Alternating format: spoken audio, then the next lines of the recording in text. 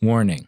This episode of the Seriously Wrong podcast contains both reverent and irreverent discussions of acts of horrifying human violence. Dark, awful stuff. So if either of those things you don't like, reverent or irreverent discussions about those, then you might want to turn down the episode. Leave it playing, but just turn it down. If those things don't make you uncomfortable, lock and load, baby. It's time to sit back, get your gun. I got my history book in one hand. I got my gun in the other hand. Yeehaw.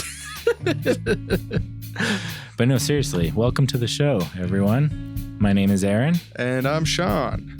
And yeah, it's a heavy topic. So Aaron, in your view, how edgy would you say these sketches are this episode? Multiple times in the context of comedic sketches, we do portray active shooter situations in schools. Yeah, I think it works, but it also makes me kind of cringe a bit in horror.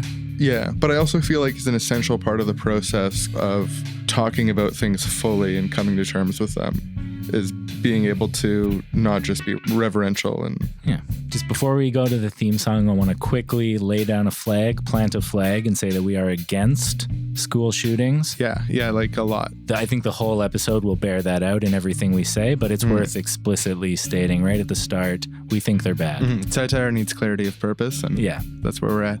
The other flag I want to put down really quick is a thank you flag to all of our generous donators on PayPal and Patreon who make the show possible, and thank you to future donators.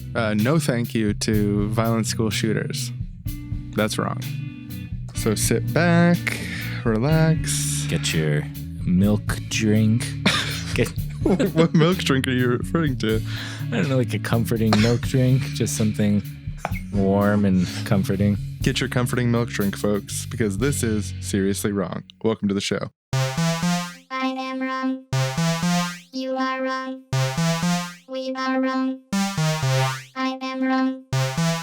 He is wrong. She is wrong. They are wrong. We are wrong. Seriously. Seriously. Seriously. Wrong. Where to begin? I mean, well, you really couldn't pick a more symbolic target of innocence and defenselessness. The exact opposite of murder is learning.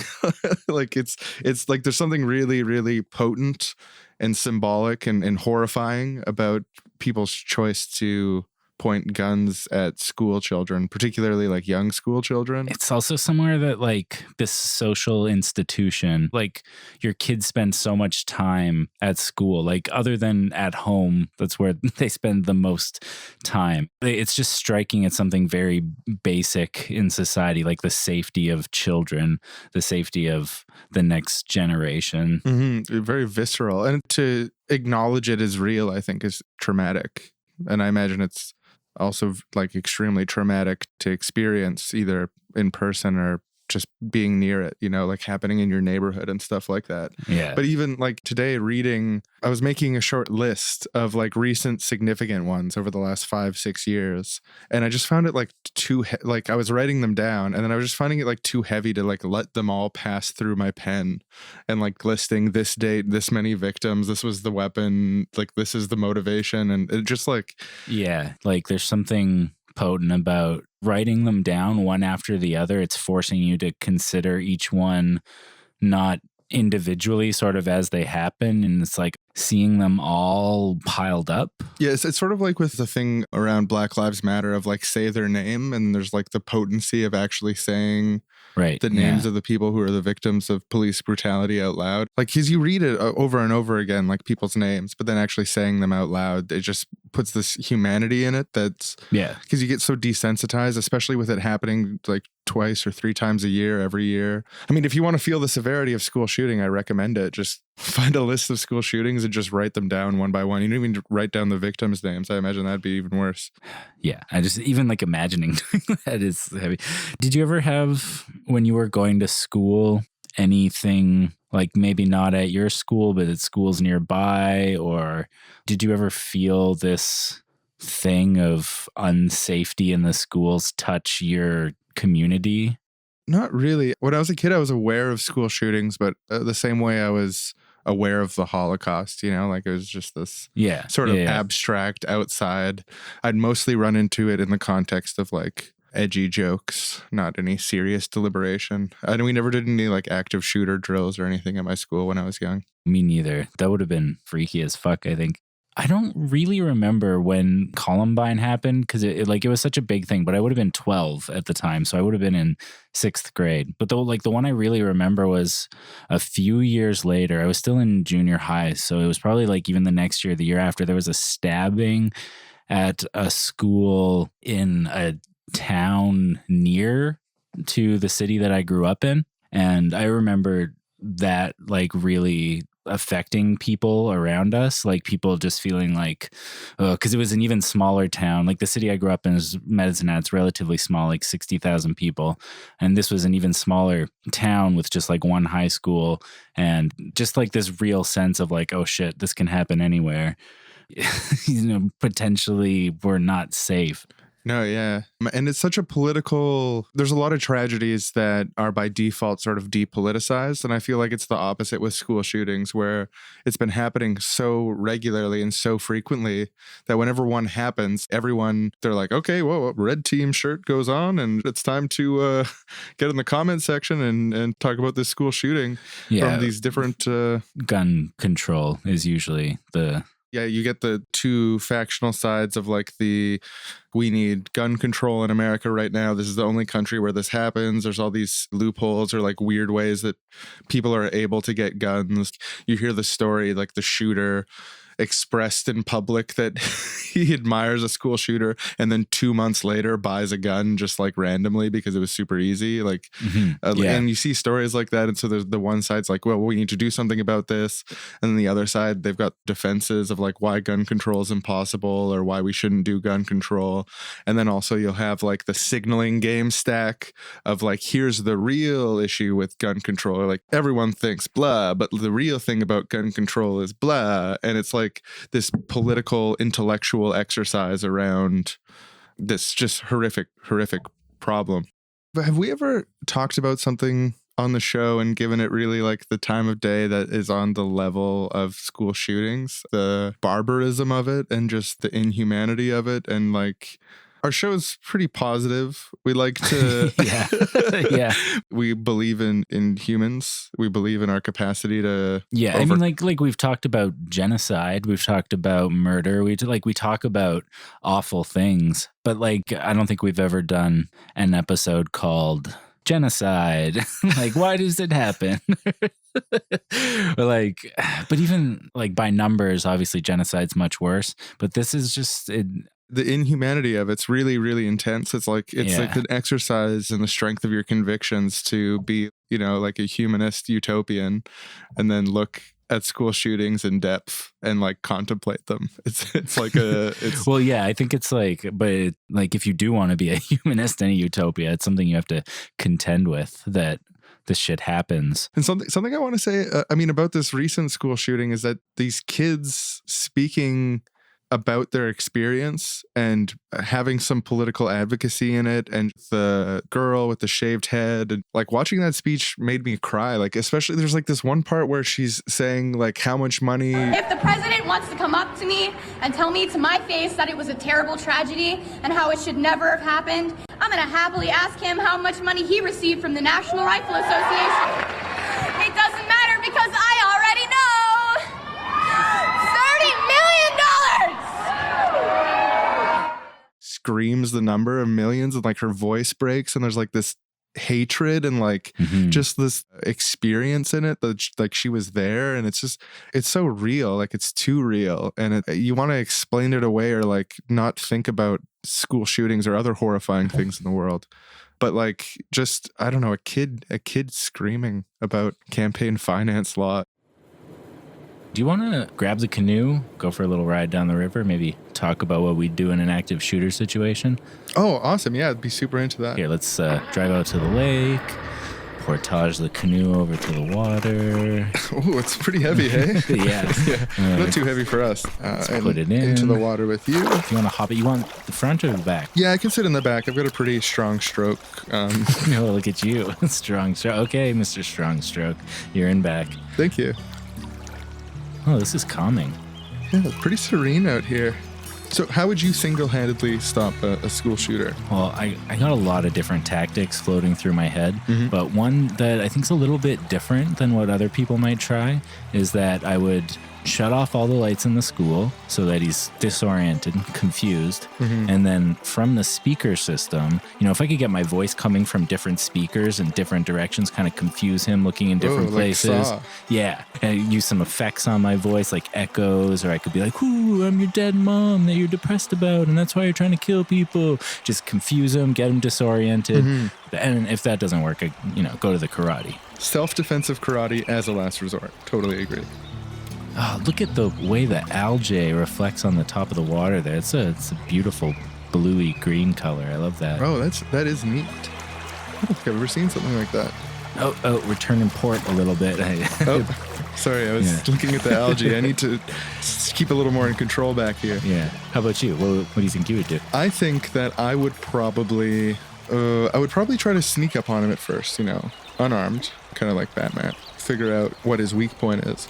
Rush him, jump him, disarm him, tie him up like a hog, and wait for the police to arrive. Love that. Tie up the hog, give it to the pigs. That's a complete theory of change right there.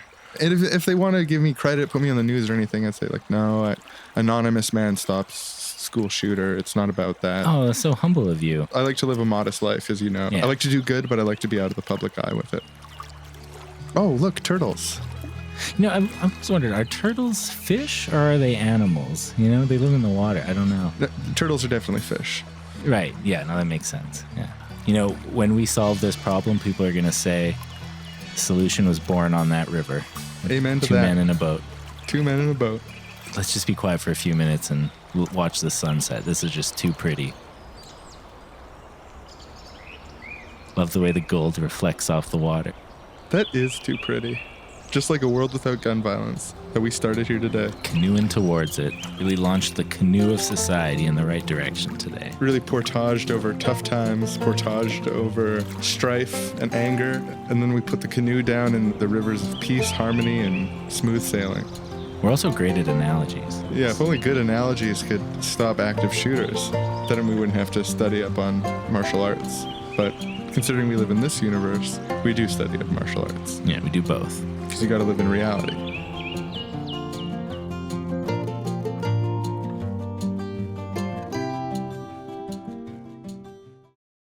It might be a good idea to, when we're thinking about how to prevent these horrible things from happening in the future, is maybe it'd be useful to start by defining the problem. I was reading this Quora answer, and someone was like, "Why is this happening?" And then someone else was like, "Well, it's been happening forever since at least 1940. Hasn't really increased at all." And I was like, I don't know, it doesn't seem right. So I looked at the Wikipedia article, and funnily enough, the Wikipedia article starts at 1840 for both of those, the Quora answer and the Wikipedia article. But this isn't just like some steady historic fact that as long as you have schools, you're going to have a certain amount of people coming into those schools. And it's something that the modern sort of school shooting phenomenon is an American thing, very American centric compared to everywhere else in the world, starting around the late 90s with some earlier examples, but like the big example of Columbine getting just like a ton of news coverage.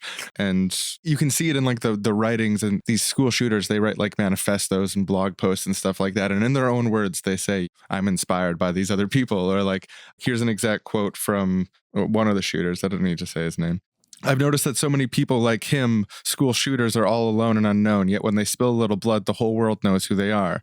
Their face splashed across every screen, their name across the lips of every person on the planet, all in the course of one day. It seems the more people you kill, the more you're in the limelight. A little earlier, he said, talking about the same shooter, people like him have nothing to live for. The only thing left to do is lash out at a society that abandoned them. What's being described there is common across multiple school shooters, like this hopelessness and this humiliation, and seeing people who committed previous school shootings as people who got attention, who got glory, who were feared and respected. Yeah, there's definitely an aspect of wanting recognition. A lot of violent crime happens because of feelings of disrespect. Like, even just think about like mafia, the way people in the mafia talk, and like saying something disrespectful about someone in certain like violence cultures becomes like, well, obviously then you have the right to go kill them, or like it's a like to defend yourself, to defend your honor, you should go kill them. So there's something very deep about like feeling humiliated and feeling disrespected, and a connection between that and violence. And not that everyone who experiences extreme humiliation, bullying, that kind of stuff becomes violent, because the vast majority don't. But I think like if you have these examples to emulate, like you're saying, the way Columbine became this touchstone that everybody knew about and saw the videos endlessly being reported on, it's a way for powerless people to feel like they can get some kind of power in some way. Like they feel backed into a corner and like make the decision to do this fucking disgusting, pitiful violence. And it's really a tragedy that there isn't the level of support that people need in society. And it's not to say that if you don't get the support that you need, you have a right to go do a school shooting or something like that. Or like that if you feel degraded and humiliated by society, if you feel like you're never going to be able to amount to anything, you're hopeless, you just have no options, and that you just want to lash out. Like that doesn't entitle you to do anything horrible, especially not to defenseless people who have nothing to do with your situation. There's two things I think to say about that. Like one is like you always have other options, and it's always a choice to do that thing. Like I think people, they want to exonerate themselves a little bit, and so they say, oh, I had no other choice, this is the only way people would hear.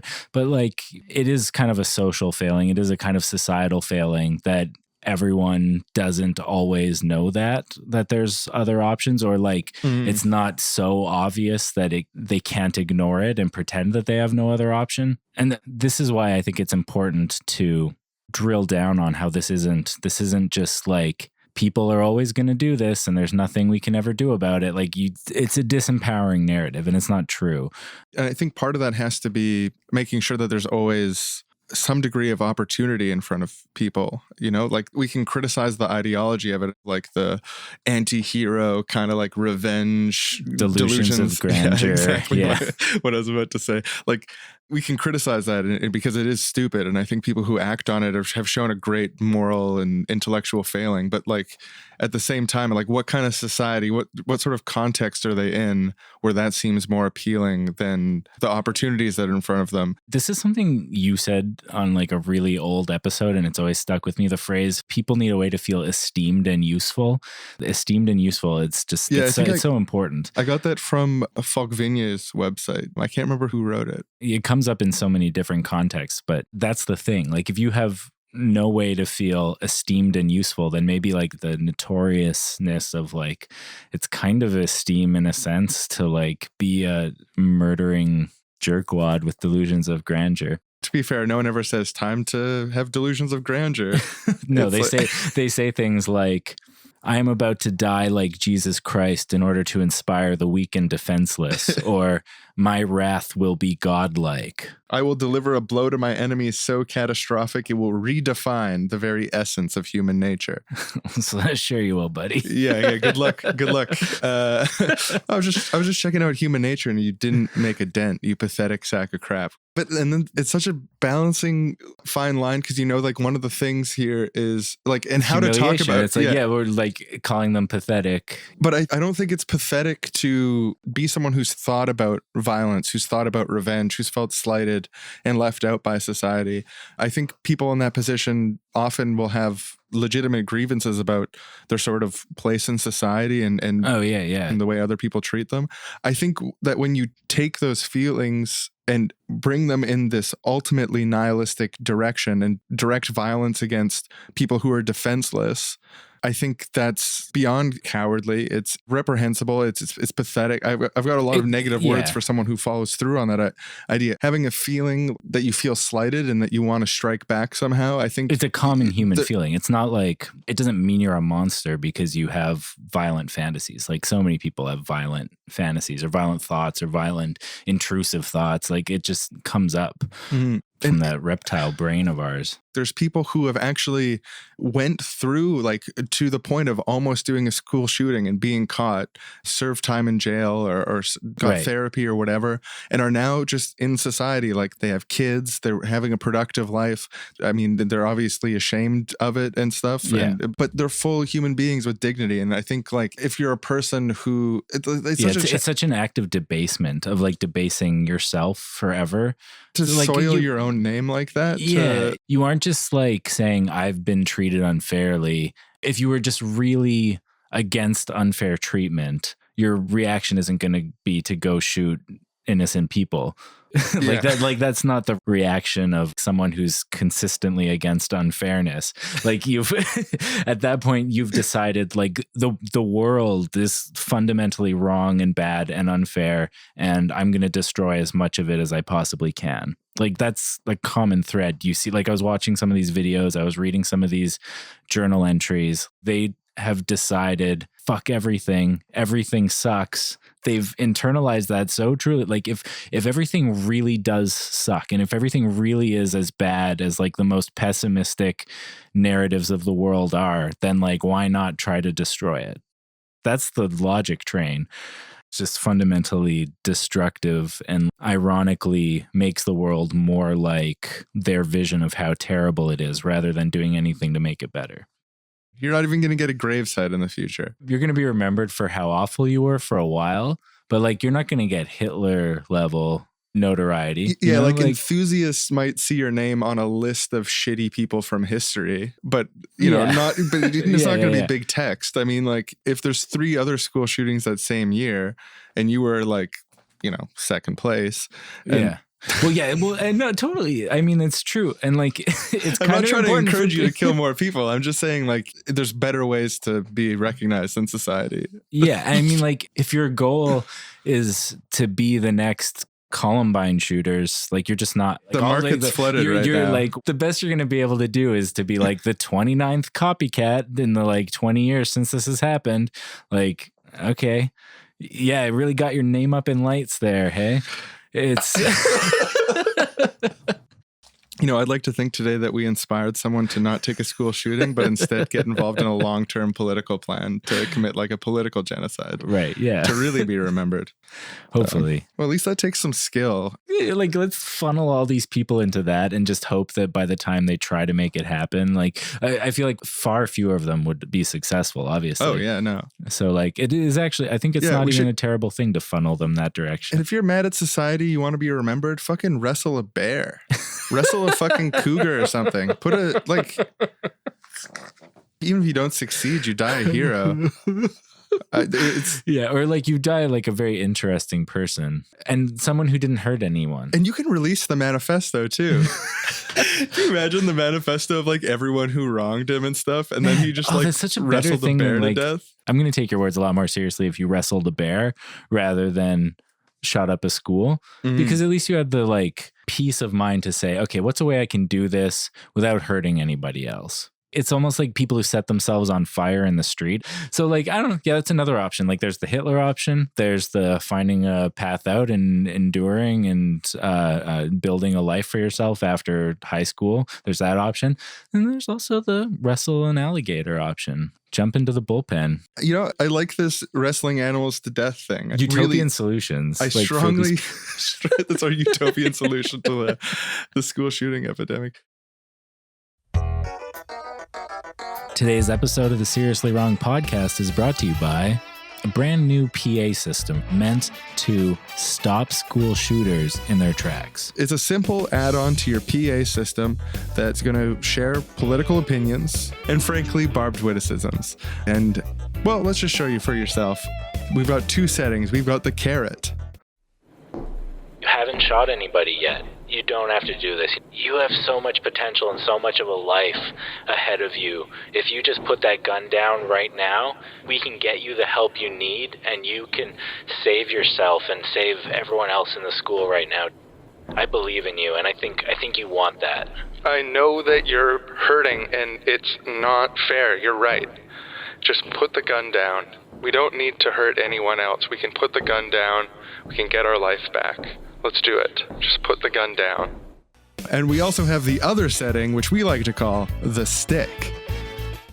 Oh, what, you think you're going to be big man on campus with a gun, shoot everyone? Nobody's going to remember you as doing something great in history. People will do their best to forget about you because this disgusting, cowardly act you've chosen to commit will be best forgotten by everyone, as you will if you decide to go forward with it.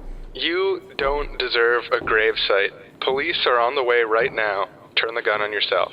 Police are on the way right now. They're coming right now. Turn the gun on yourself. Our revolutionary system has already prevented 19 school shootings.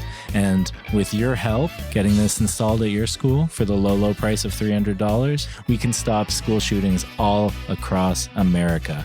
Be part of the solution. Don't waste time on ineffective gun control, supports for children who are going through tough times, making sure there isn't a lot of inequality in society, making sure that people aren't alienated for long periods of time, slowly losing touch with their humanity and gaining delusions of grandeur about being some sort of heroic anti-hero who kills some of the most. Don't waste your time with that. Just pay us money. Pay us money. You can trust us. Thank you. Obviously, first and foremost, I would like nothing more than for everyone to get the help and support they need as early as possible. These resources need to be around. Part of the real utopian solution is there needs to be more social workers that have smaller caseloads where people who need extra help get that specialized help, and also have a companionship. And having a social worker that you have an ongoing relationship with could be a lifesaver, just to make sure that everyone in the world has a friend. Everyone in the world has someone to talk to who knows them, that you have a positive rapport with. It costs a little bit of money, but it's going to pay off. And I can imagine someone saying like, oh, you're paying them money, like they're not going to be a real friend, it's not going to be authentic or something like that. And I just totally disagree. Like, I used to be a security guard for a long time in a very vulnerable neighborhood. I was paid to be there. I would never be there by my own volition. I wouldn't volunteer to do that. I wouldn't volunteer to sit there, and it was sometimes dangerous. But you forge real relationships with people. Like, I think a great way to drill this point home is hairdressers and like people who get their hair done more often, and so just have a relationship with their hairdresser where they're actually their friend. And it's like, yes, they have this commodified relationship where you only go to see them when you're getting changes done on your hair, and like you probably wouldn't know them otherwise. You probably wouldn't spend other time with them you don't spend time with them otherwise. But during that time, like, you chat and gossip, and like it doesn't prevent real human relationship from happening.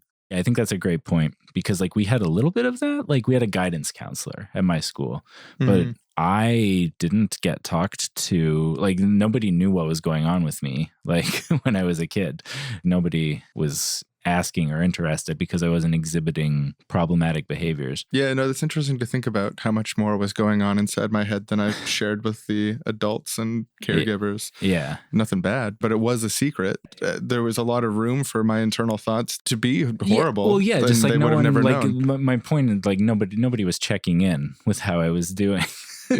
I mean, like, and you can say that's the parents' job, and like how much parents do that or don't do that is obviously variable. And so just having someone checking in with all the kids is probably a good idea. The Sandy Hook shooter, he got in a fight with his one friend shortly before he did the attack. They fought over a movie. He'd already been planning and thinking about it for a long time at that point, but it's just kind of an interesting tidbit. It's just the thought of that isolation. And we know that the isolation has a huge effect on the way that people see themselves and see the world, like an absence of human touch, an absence of meaningful social relationships. It's interesting to me, the Columbine kids, people are pretty much agreed that one of them was basically a psychopath, and the other one was this like depressed, angry kid. Yes, bullied a lot. They were both bullied a lot, but like, if the kid who doesn't have antisocial personality disorder had a friend, other than the kid who did have antisocial personality disorder, had someone checking in with him and someone to bounce ideas off of other than someone who has no empathy for other human beings, probably just would not have done that. Almost definitely. I mean, most people don't do that. But the people who do this kind of shit are on a continuum with us, on a continuum with people we know. There's things within these people that are also within us. And I mean, it wasn't a huge problem my whole childhood the way it is for some people, but I was bullied when I was young. I know lots of people who were bullied. I know people who were bullied a lot too, like good friends of mine who spent like years, you know, like switching schools, being bullied and shit, you know, like not light stuff when it comes to like the humiliation and stuff. And they came out of the other end of it. Like, obviously there's some traumatic shit that comes with that, but it never brought them to the point of attacking or hurting people who don't deserve it, who have nothing to do with it. They didn't perpetuate it further. They had the strength to be bigger than their circumstances. And I don't see that same strength in the people who do horrific shit, especially horrific shit in something as, I think, sacred as a school, to a group that's as sacred as children. Also, the other thing, or one thing about this that, I don't know, I don't want to spend too much time on, but we should acknowledge is like the weird conspiracy theories that pop up around school shootings. Yeah, actually, and I really remember in the trajectory of my interest in politics, I always had an interest in conspiracy theories as like a thought experiment. Kind of never thought of it as serious, or like, but sometimes it'd be like show a different angle or a different way of thinking about something. But the time that like I really started feeling alienated from conspiracy theory and thinking that it was a very damaging, it started making me uncomfortable, whereas like Sandy Hook never happened. It was a false flag. Those kids didn't really die. Their parents are actors, and like people like harassing the parents of children who were killed because they have been convinced through fucking false and misleading news stories. It's funny that you say that because, I feel like that actually mirrors my experience exactly. I'd never thought about it before, but Sandy Hook was the first one that I really felt just like turned off by, and like, no, it's like, I don't think so. And I think that was the first one that it became a really popular thing to say it was like a government created event. And now it's like every single time that narrative gets floated and like people find pictures of women who look kind of similar and be like, look, it's the same person. It's the crisis actor. And then people are like, no, one is actually this person. One is actually this other person. Here's pictures of them. They're not the same person. They just, one picture looks similar. And these are really sad people, and that's fucked up. Yeah, and I mean, I've heard voicemail messages left on like the parents of children who were killed in these events where people are threatening them and stuff, and it's like really fucked up. And I got a thought to share with the people who profit off this type of stuff and perpetuate fake ideas in the head of people who are intellectually vulnerable that you can take advantage of, because you want to create a crop of people who are susceptible to fall for pyramid schemes that you can send out on your mailing list to them.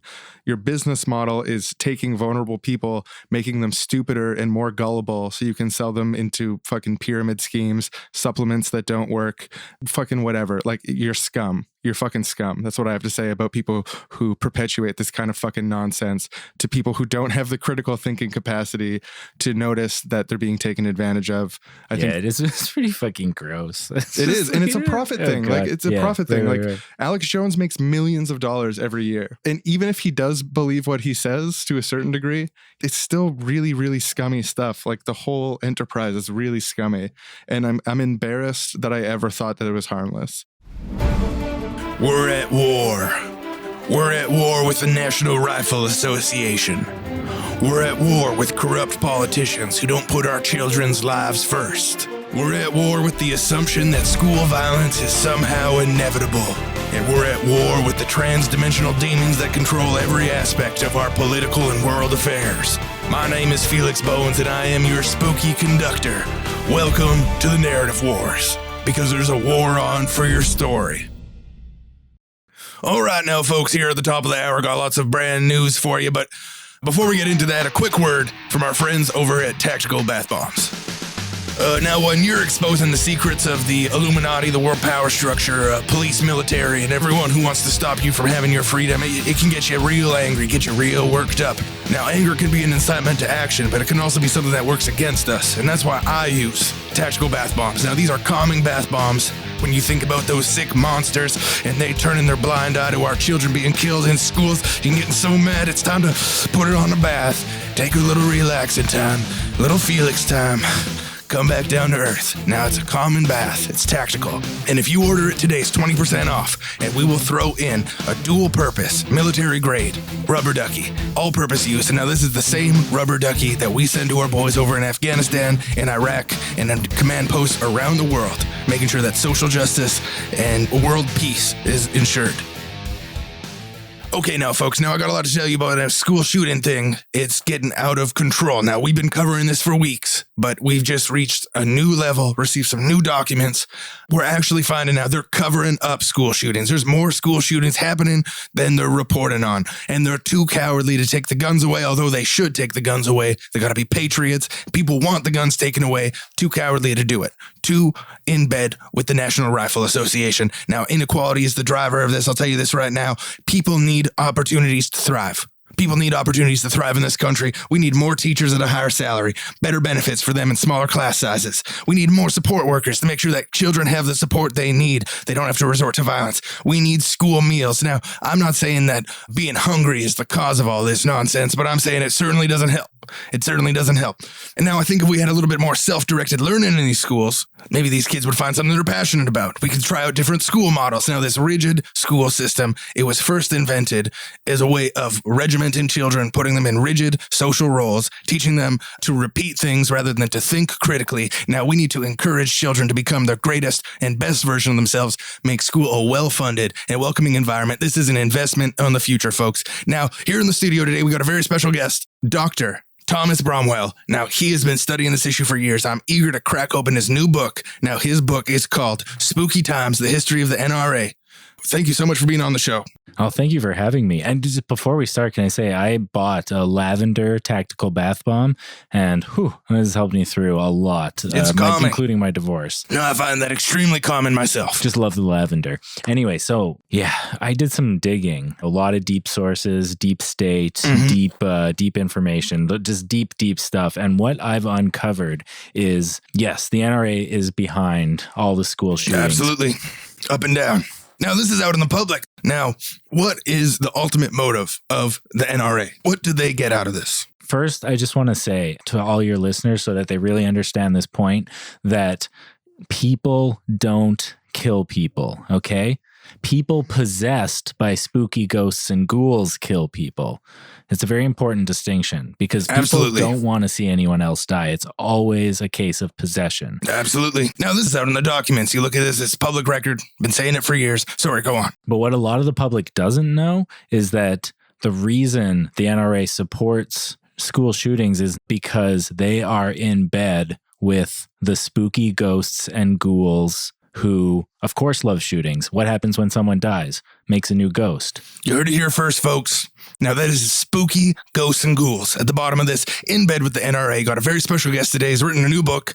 Incredible. Now, the ghosts want the guns to be everywhere. Because if you get these guns everywhere, the ghost can get inside a body, get the gun, do a shooting, make more ghosts. Yeah. 2 + 2 = 4. Makes more ghosts, and it benefits the intergalactic demons who run the NRA because they have all their money in gun stocks. And after a school shooting, gun sales go up because people get paranoid about us taking away the guns, which I agree with you, we should do.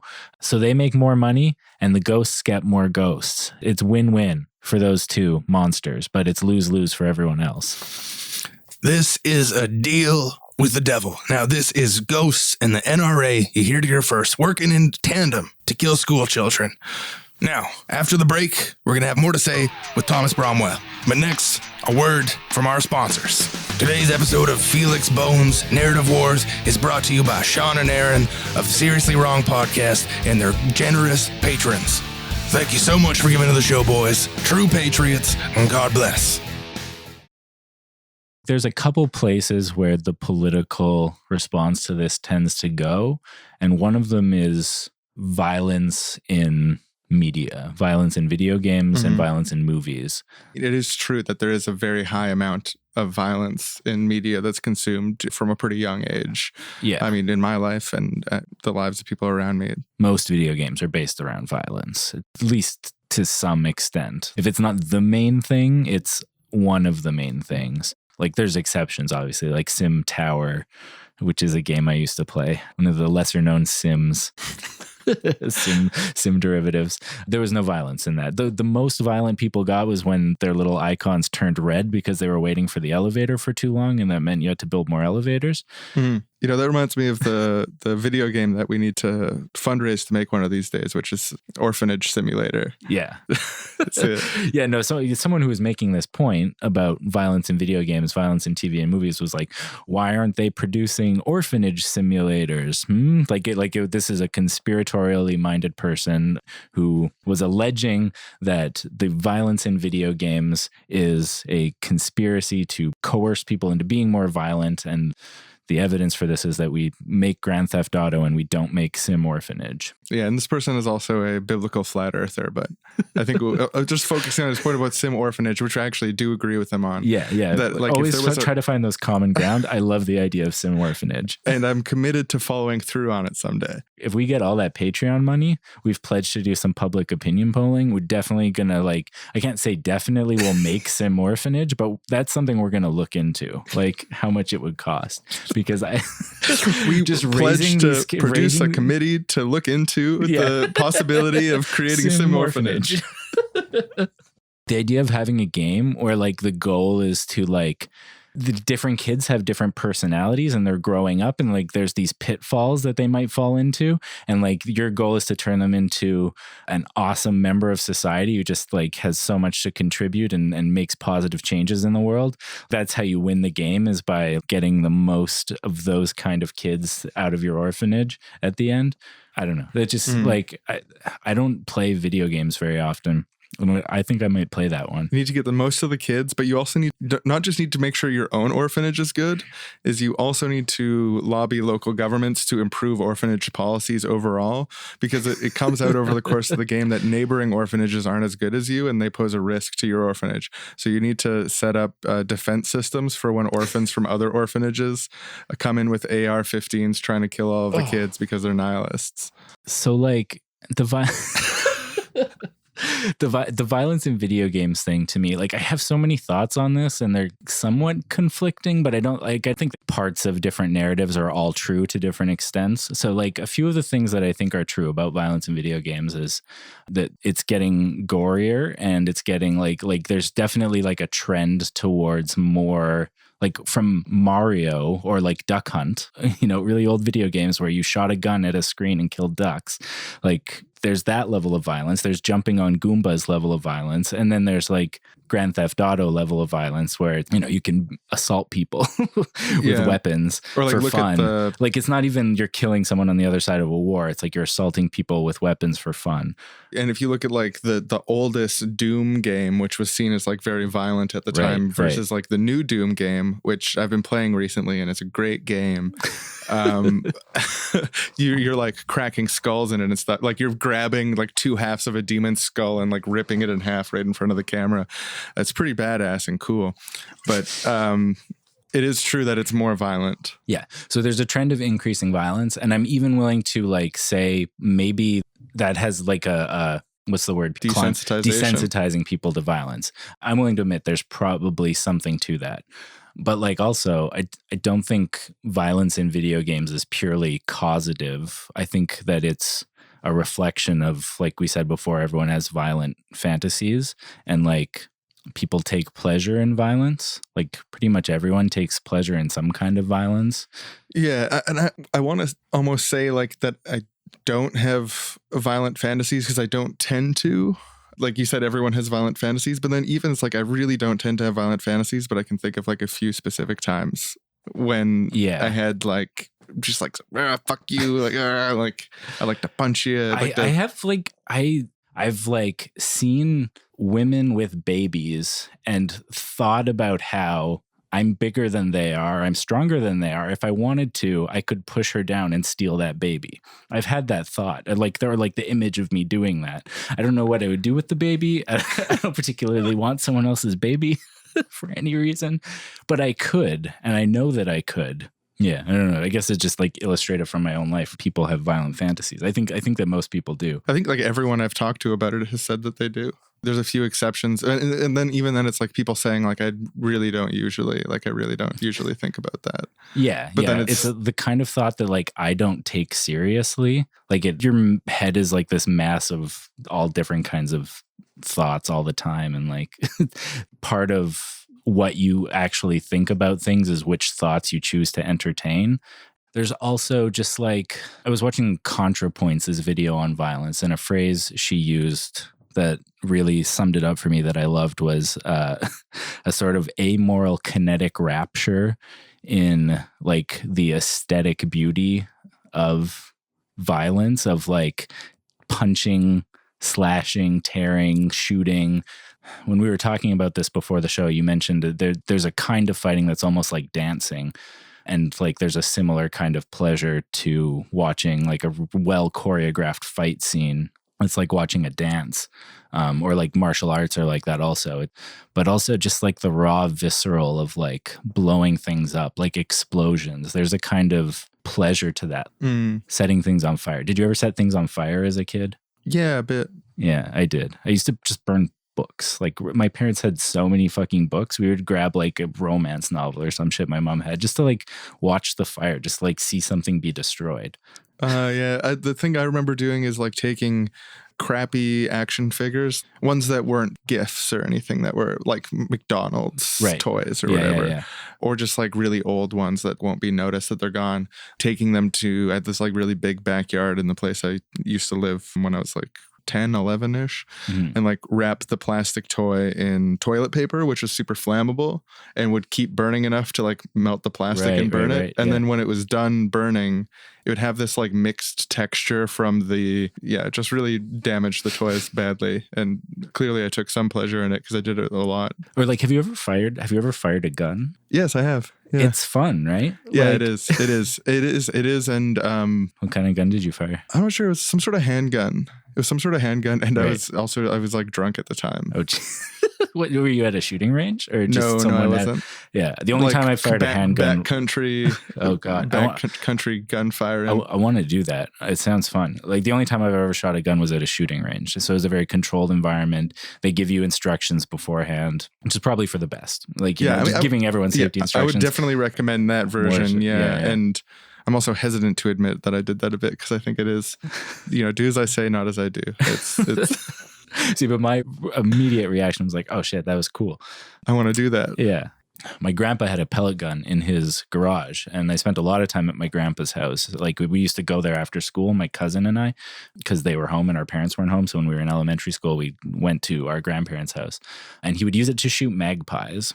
He wasn't very good at it. I only remember him actually getting a magpie once or twice, but that was always his thing that he said he was doing, was shooting magpies because they made noise and that justified shooting them. But like also we shot it at things like cans and stuff around. It was like an air pump thing. It's fun. Amoral kinetic rapture. It is fun. And I don't think that like taking pleasure in it is wrong. And I think that most people who do, in fact, can only take pleasure in it when nobody is getting hurt. Like the gun thing wouldn't be fun for me if I had hurt someone. Like if I'd been at the shooting range and accidentally shot my friend who I had went there with, it would have made it no longer fun for me anymore. The gun wasn't fun for me because I killed someone. It was fun for me to just like have this power and shoot this little thing at this thing and see how close to the target I can get. It's a game. It's fun. Or like enjoying violence in movies. You enjoy violence in movies when you feel like people deserve it, or when it's so like cartoonishly, but like even then, like you have to feel like they're the bad guys generally to enjoy it. Seeing the good guys get hurt hurts, but like or innocent people. Yeah, innocent people. There's not a lot of like cool action movies where the hero goes and kills a bunch of kids at a school, because it's not right. That's not a fantasy. Exactly. Yeah, just wanted to describe like this experience experience I've had. I don't know if it's just one movie. I'm sure it's happened more than once. I feel like I've had this experience more than once in a movie where someone's getting in a fight and like they land a punch and you were just like, oh, fuck yeah, that person deserved to get punched. And you enjoy it. You just like, there's satisfying fucking smack of the fist against the face and you're like, yeah, fuck you. And then they punch them again and you're like, okay, yeah, punch them again. And then they punch them again and then they punch them again. And then like maybe the music disappears and it's just like the sound of like fist smacking against face and bone crunching. And then you see the blood start to come and you're like, okay, maybe stop punching now. And then they keep punching and like, you're just like, oh God, like now all of a sudden this isn't fun anymore. Like this is, it doesn't feel deserved anymore. It feels like you took this to a dark place. It's an interesting like continuum from like, yeah, fucking punch them to like stomach churning. Oh my God. Blood and face being pummeled into nothingness. That's like the movement from violence is dance and like violence is fantasy down to like violence is reality. And like there's a very good reason that from an evolutionary perspective, like humans would abhor a bunch of like very brutal violence and not take a lot of joy in seeing it in person. And like it's not something that you'd want to encourage in a society of like mutual aid and stuff. Yeah, you'd want to encourage like the capability for violence, protective violence, but also like a strong aversion to violence. Because if everyone just loved violence and that was the way of the world, then like we would all just kill each other. Like, and so this like fantasy of violence of like the PG-13 good guy shooting at bad guys who fall to the ground without blood. You never see their head explode. You never see their brain and eye on the ground. You never get little chunks of their body on you. You know, like this PG-13. Or like even if you do, then it's done in this like cartoon. Like I'm thinking of Kill Bill and stuff where it's like you do see that kind of stuff. You see the explosions of blood. You see eyes. You see shit like that. But it's just, it's different than seeing it in real life and knowing that a person is actually dead without a soundtrack. And it's not pretty because you're not a choreographed fucking dancer. You're just like a 13-year-old kid who walked into the cafeteria and everyone's fucking terrified and they're actually dying and they're screaming. And what you're hearing is like terrified silence. And it just, it's not the same thing as an action movie scene. Actually, one movie I want to recommend, it's called The Dirties. It's like this low budget film made by these two kids who look like they're in high school, probably just out of high school, shot at a real high school. All the extras are high school kids. The plot of the movie is this is a found footage film. They were making a movie about them killing the bullies at the school. And then at the end, it becomes like a real school shooting thing. Cut between their camera footage and like school camera footage. It's very influenced by Columbine, but like the ending is so stark and like in contrast to all the fun they thought they were having at the beginning. It's just like horrifying and silent. And there's good things and bad things about the movie, but like the ending is powerful. I think that, like you, I want to concede that there's a desensitization and that in concert with other things, it could be an effect. And I think there's evidence to this effect with school shooters, that they were both very isolated and also very deep in like violent media and violent ideation. Yeah. Natural Born Killers was one of the favorite movies of the Columbine kids. Were like, that movie had just come out. They had watched it a whole bunch of times, memorized it, fucking loved it. I think like showing violence without consequences, like it's good to try and include consequences whenever you can, or like make it feel real, make it feel stark, make it feel awful. Mm-hmm. Not to tell you how to do your art, but hello. Hi. Hi, and welcome. You're here for the history position, right? Yes. Yeah. Okay, absolutely. So excited. It's Mr. Canwell. Just fresh out of college, and you know, I've always wanted to be a teacher, and I just love history so much. I can't wait to help kids get as excited about history as I am. Here, come take a seat here. Thank you. So what interests you in history? Like, what pulled you to history of all subjects? It's a passion for you? History to me is like the greatest story ever told. And one of the reasons that it's the greatest is because it's true. And, you know, it really helped me grow as a person. And I want to help these children grow. That's amazing. I'm glad to hear that. What is your experience in cleaning and maintaining and shooting weapons? Shooting weapons? Yeah, like a pistol, handgun. Never shot a weapon. I've cleaned my kitchen knives after I use it to make a steak or something. But yeah, no, my parents never had guns. I never had an interest in guns. Do you own a gun? No. Let's say that you're teaching history to a group of children. Oh, yes. One of the students has become disenfranchised with society. It's been isolated, targeted sounds by like bullying. Time to have a conversation with him. Let's just say that it's much too late for that. He's already been expelled. Ooh. He's actually come back to the school now with a semi-automatic rifle. He's pointing at you and the children. He's going to be shooting and killing. What do you do? This happens several times a year. Oh. Like, this isn't hypothetical, so it is something we need to be ready for. I didn't notice. I didn't know that was happening. So busy studying history. Yeah, well, if you don't study history, you're doomed to repeat it. But if you don't study the present, what are you doomed for then? That's something for you to think about. Okay, so imagine this. You're in class. You have a gun. I have a gun. You have a gun as well in your desk at all times. Oh. Comes in with, he's got a semi-automatic. Tell all the kids to hide under their desks and call the cops? That's not really the answer we're looking for, I got to be honest. So opening fire on the children. What do you do? I guess I try and shoot him. Good, okay. What is... Get under the desk, get under the desk. Oh my God. Okay. Was that gunfire? Oh my God. It's happening right now. Take this gun and save the children. Me? I've got a heart condition. I can't do it. Can you do it, please? I got this gun for the kids. Save the kids. Okay. This is part of what being a teacher is. I can do this. Step out of the principal's office, past the secretary's desk. Oh my God, I can see him at the end of the hall. He's gonna shoot that kid. Stop right there. Ah! Wait a second. Was that just paintball? Is that balloons and confetti? What is this? Congratulations. You passed the test. The test? Oh, this wasn't real? Oh, you have me so scared. You got me. Good job. So glad you're not dead. He's actually from the theater department of the school. So charming. So does this mean I got the job? Absolutely, yeah. Yeah, you can start right away. Pay is $24,000 a year. No benefits. No benefits. And we're going to need you to fundraise for school supplies. Oh, no. I wish we could give more, but it's... But you're providing me with shooting lessons or like tactical training? We do require that you get them, but we just can't afford to cover that. Ooh. So that comes out of the $24,000. Well, I do really want to shape young minds. You know what? I'll make it work somehow. Excellent. Well, thanks. Thanks for the opportunity. Great. Well, we'll see you tomorrow. And sorry, you do know history, right? Yeah. Okay, perfect. Last guy didn't. He just had the gun half down.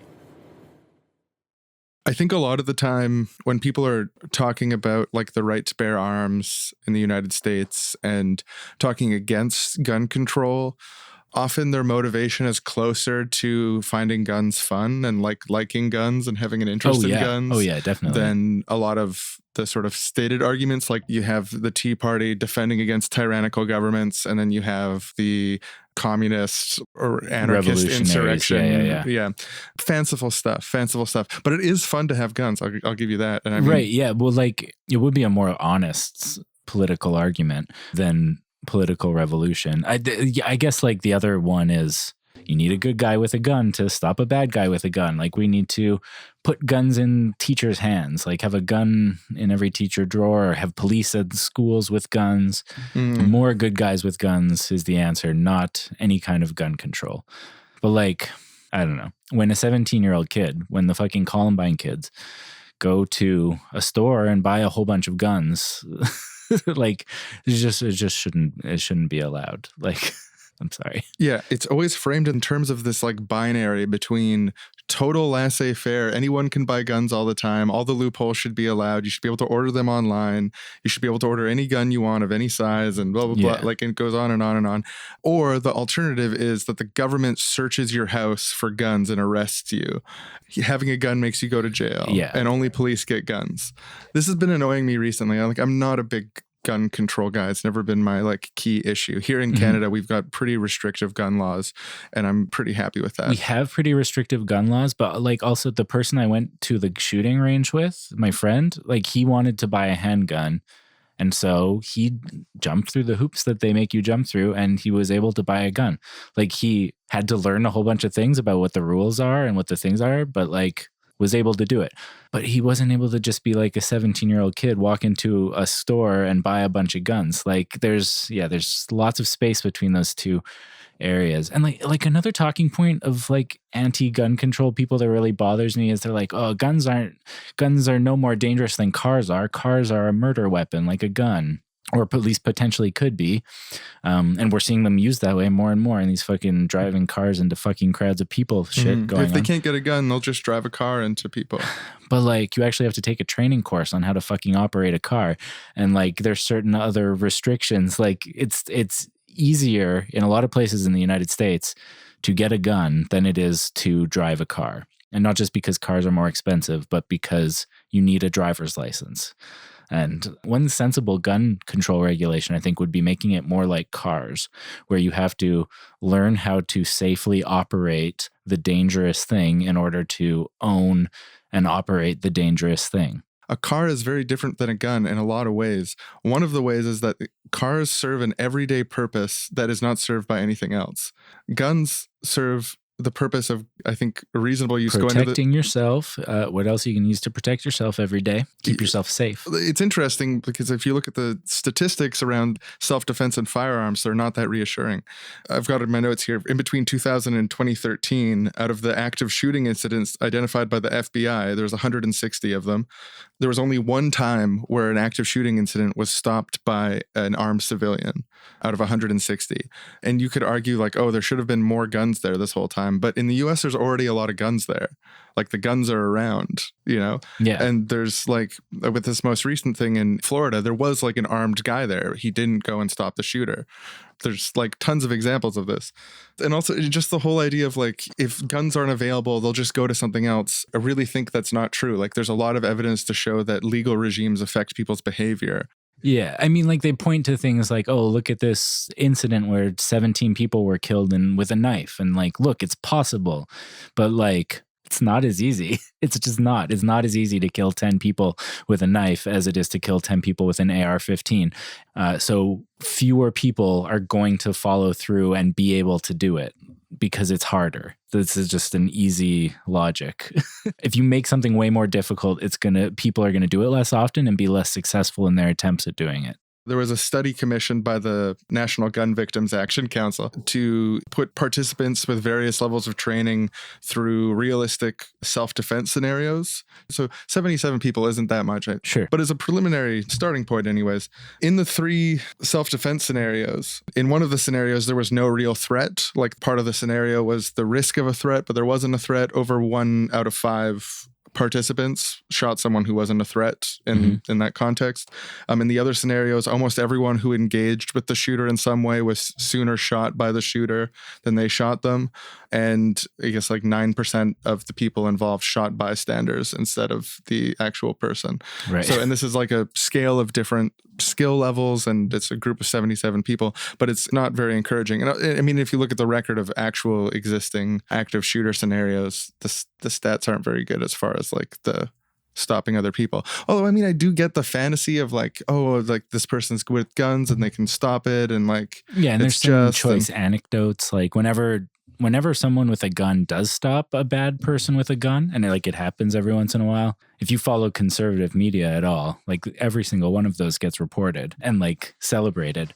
But like you can't just look at single incidents. You got to look at larger scale effects. And like I would feel more confident in the ability of good guys with guns to do something about situations like this if, again, in order to operate a gun, you had to like demonstrate some basic capability. Like if someone told you that they owned a gun and you lived in a society where in order to own a gun legally, you have to be trained on how to like operate a gun safely, effectively, and maybe even some like tactical training about situations like this.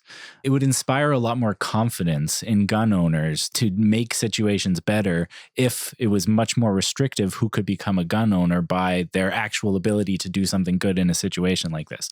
And I don't want to give the impression that by talking about these anti-gun control arguments and criticizing them that I'm like very close-minded on this issue. Like if we want to say, okay, we're committing to a culture that has a lot of guns in it, Right. Like, that's what we decided on. That's what we want. This is America. This is America. One of the things we do is have lots of guns. Well, I mean, it's part of the on-the-ground reality right now in America. As gun people love to point out, which is a good point, there's already more than one gun in the country for everyone.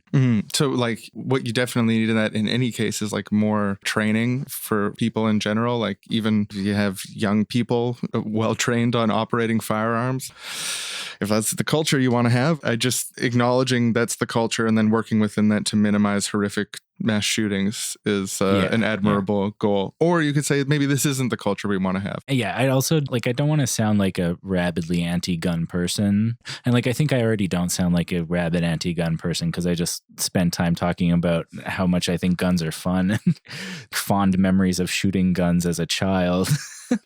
I think people should be allowed to have guns, for sure, definitely. Yeah, and I'm not saying that Hillary Clinton should come to your house, search around, take your guns, and take you to jail if you don't hand it in. You know, I think if Hillary's willing to do that, I think she's the only one. We should give her the power. She's got to go through the country one by one, search all the houses. Maybe Hillary and Obama got to do it together. I just want to actually make that a reality show. If Hillary and Obama fell on hard times and we managed to, like, sign them both on to a Seriously Wrong reality show where they go to people's houses in Texas and candid camera style try to take their guns away. I guess that could go really badly. Could end up with people getting shot, but just coming to take your tickling me. Take those guns from your warm living hands. Hi, I'm Hillary Clinton, and I'm Barack Obama. Look, we're here to take all your guns. If you don't give them to us, we're going to be peeking around your place, and we're going to take them. That tickles me, but, like, I don't want that, and no one's proposing that. But the stuff with just super dishonest argument, you see it on other things too, is like, if you make guns illegal, only criminals will have guns. It's like, well, if you make murder illegal, then only murderers will murder.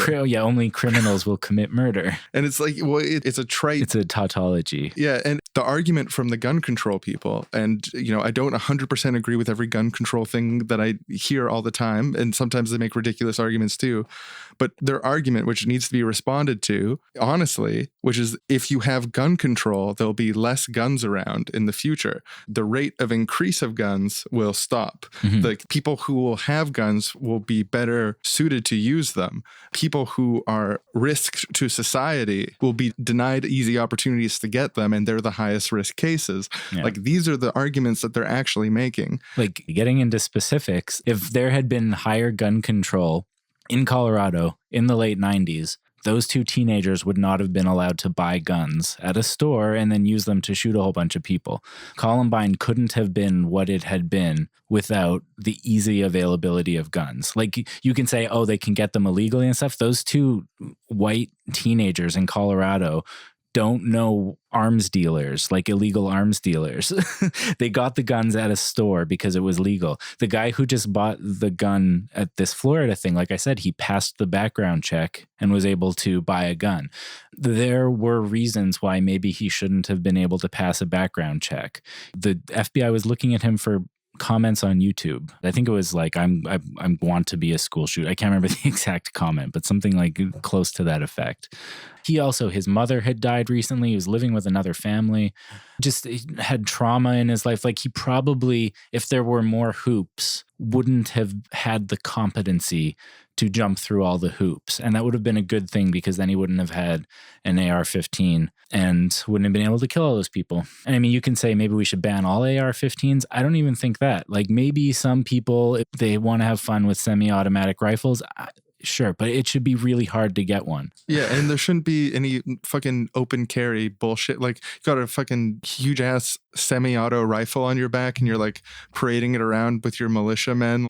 Oh, it's man. Open carry. It's my Second Amendment. Like, what possible reason could you have to carry around a semi-automatic rifle in society on your shoulder like it's a purse or like a fucking a little dog in a basket? It's just indecent. It's worse than public nudity. I went to New York once. It was probably like late 2000s, less than 10 years after 9/11, and seeing the police with their big fucking automatic, semi-automatic weapons walking around in New York. I'd never seen that before. I'd never seen like what looked like military people, basically these police in this fucking combat gear with these giant guns, like in New York, in a city. Like I just had never seen actual people with big giant guns in real life before. And it freaked me the fuck out. Like seeing citizens walking around with an AR-15, it doesn't create like a welcoming community space. I don't know. I'm not down. Well, and my leftist friends of more radical persuasions who want to argue against gun control, I partially understand some of the arguments that they're saying as far as like, well, you don't want the police to have guns and people to not have guns if there's ever like conflict or insurrection, revolution, etc. Yeah. You need to balance that between like how much access do you want the KKK or like the Richard Spencers of the world, the Charlottesville rally attendees of the world. You have to balance how much you want to be able to have guns in public without the law coming down on you with how much you want those people to be able to have guns in public without the law coming down on them. So like non-zero, you want some access to guns, but like not 100% open, because like you do want to limit their access to guns, if nothing else. If not your own, then theirs. It's funny because I've seen, and this argument comes up where people are like, you know, Nazis are getting guns. Like we need to have guns to fight them. So we can't have gun control because the Nazis will get guns and we won't. It's fucking Cold War logic of like, well, the Russians are building a bomb, so we better build another bomb. And the Russians are like, well, we better build an even bigger bomb. Let's invent the H-bomb. It's just like fucking ratcheting up shit until like someone dies or someone blows up the world or someone like takes a fucking breath and a step back and says, okay, maybe we should both try to not. That would be good. So the type of gun control I think that people tend to be afraid of, and it's reasonable to be afraid of, is the type where you're doing like an overall sweep, a search and seizure of society, where our civil liberties are broken down. We no longer get privacy because there's the risk of us having guns. And so government inspectors with guns come through and make sure we don't have guns or something or like that. There's checkpoints every few blocks. You're constantly being searched and poked and prodded, and like everywhere you go is now like an airport security checkpoint, and it's just this invasive, disgusting security state thing. Totally agree. That's not the way that I want to go. That's not what we advocate. No. If regular citizens want to have guns, there's room for that in society. It's not the binary. Definitely. I think guns are fun. Guns are fun, definitely. Fake guns are fun. Guns in games are fun, and real guns are fun. And there's lots of great ways to use guns that aren't blood-curdling, despicable, horrific shit. And we want to make sure that the avenues towards doing horrific shit are riddled with speed bumps. Yeah, exactly. Speed bumps like jumping through hoops to get your gun, and speed bumps like having someone who checks in on you and make sure you're all right.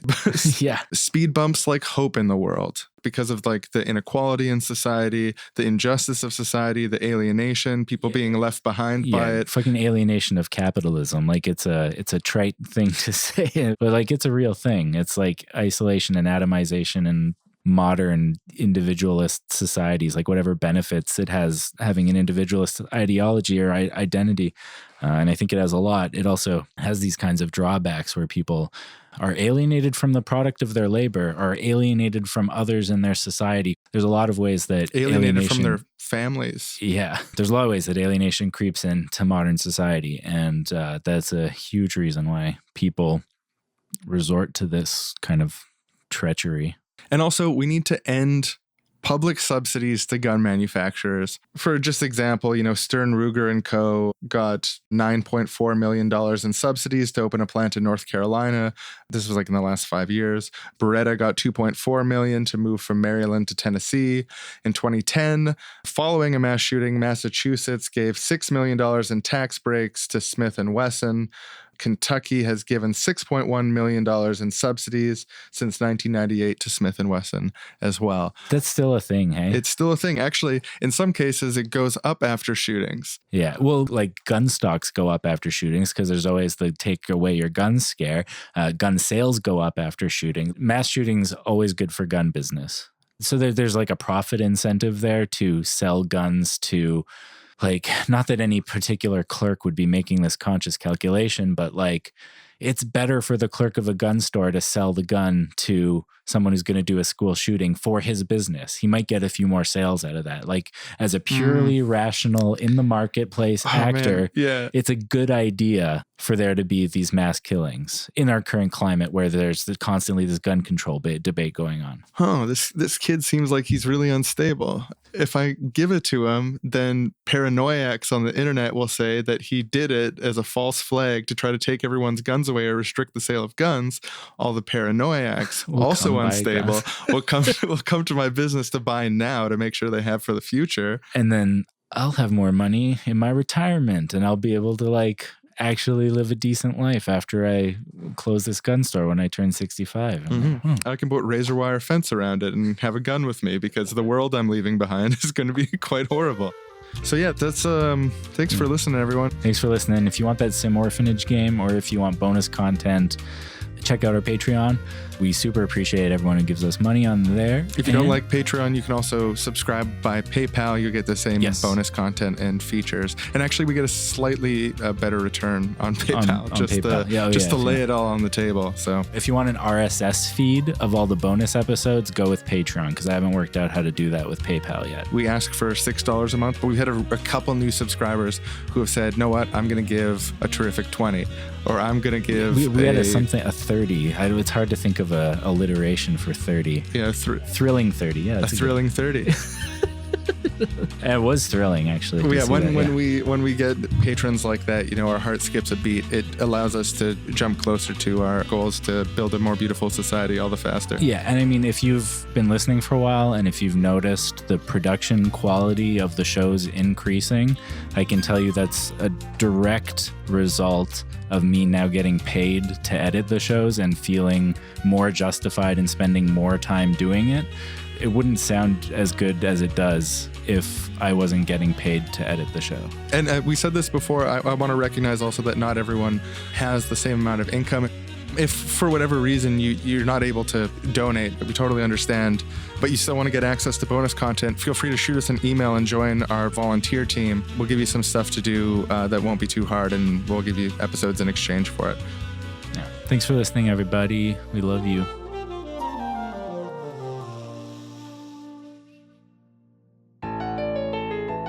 The day is September 24th at the preeminent school for babies, St. Davis Baby School. We now go to the lovable Coach Brady's office as he grades baby papers. That's right. I'm going to give Cody a B+ on his essay on the ethics of knocking down other kids' blocks. I thought that was a illuminating argument. Going to have to be a try harder for Jean. Smart baby, but just doesn't apply herself. Oh, you know, I just love being a baby coach and a baby teacher and taking care of the next generation of babies, helping them to grow into productive and contributing members of preschool. It's just so rewarding, so rewarding. Oh no, it's the alarm. This is it. It's an active shooter situation. Okay, take a deep breath. Prepare for this. I can do this. Okay. Open the door. Okay, babies, come follow me. Get in the classroom. Lock the door behind you. No, don't worry about me. There's fresh diapers in the cabinet if anyone needs them. Just stay in there and don't let anyone in unless you hear my voice. Okay. Turn that alarm off. I think that's the shooter. Jeffrey? Is that you, Jeffrey?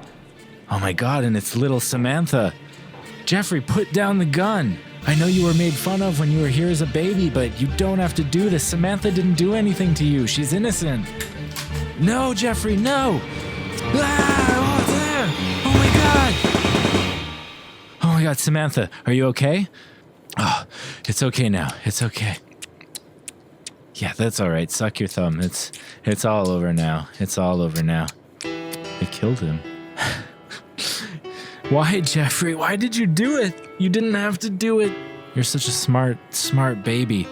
Always laughing with a smile on your face, but now it's been twisted into despair and hatred. Why, Jeffrey? Why? Coach Brady was lauded as a hero, and he knew that he had done the right thing. Still, he was kept up at night by nightmares. Jeffrey, no. Loud noises would often shake him or confuse him. Oh, sorry.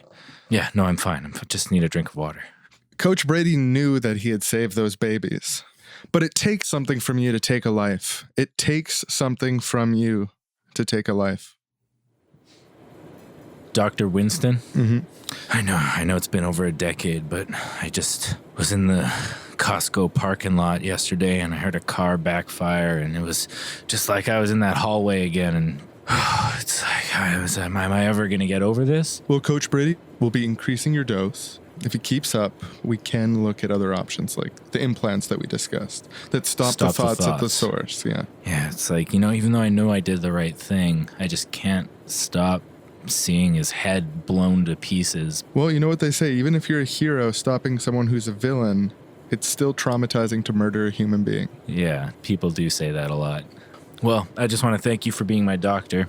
Ever since Xenon Group took over all the psychiatry services at the school, I've really felt supported.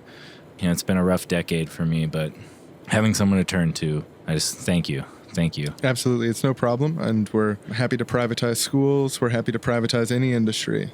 So since the traumatizing incident, have you felt any resentment over the wage freeze? To be honest, yeah, I have a little bit. Mm-hmm. Okay, well, I'm going to be giving you a little something extra for that. Extra bonus? Like monetary bonus? No, extra medicine. It's part of the treatment. Okay, if it's part of the treatment. It absolutely is.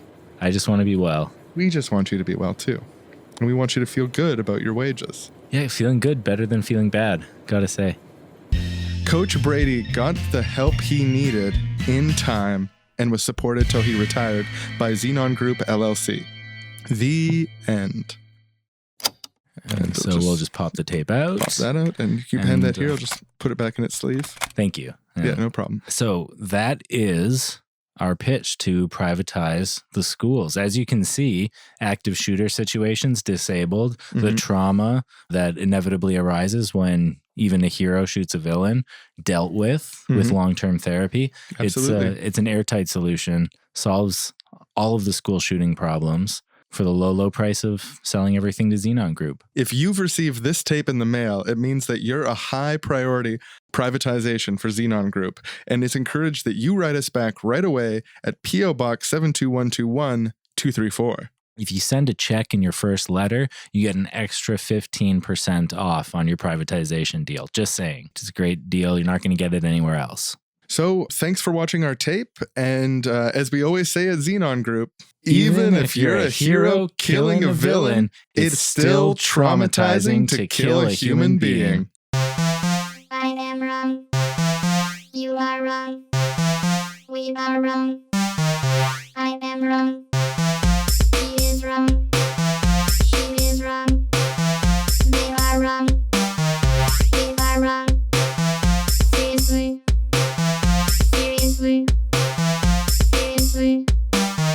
Wrong. Next time on Seriously Wrong, comforting milk drinks. Yum, yum, yum. The boys try them all in a 2-hour special episode, Comforting Milk Drinks. What's your favorite?